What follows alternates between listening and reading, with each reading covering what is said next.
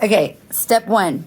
Take your orange and we're going to cut it not navel to navel, but we're going to lay it on its side and we're going to cut it that way.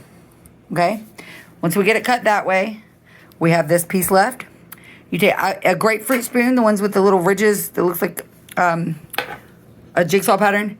Anyway, I can't do it. Look at my fingernail polish pad. I mean, cleaning silver trays.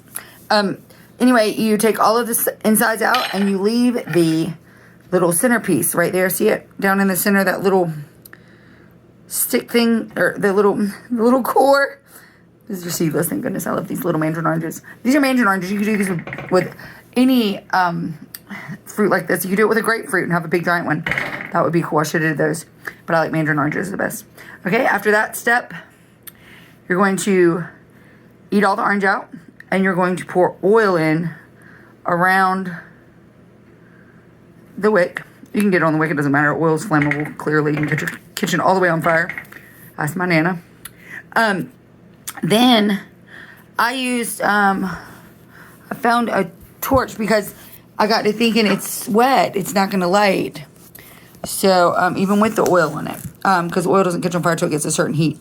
So, I used the torch and I heated it up real good to dry it out. And then because it's only a small flame, it doesn't catch the whole thing on fire. And even if it does, it's biodegradable. And it'll keep the mosquitoes away.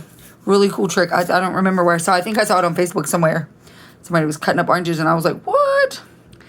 So, mosquito, this is not my, I'm sure it wasn't theirs either, but this is not my original contact. But whoever did it, I saw it on Facebook and they probably saw it on Facebook and so on and so on. But I thought it was a really neat trick and I wanted my viewers to see it too. So try it out, guys.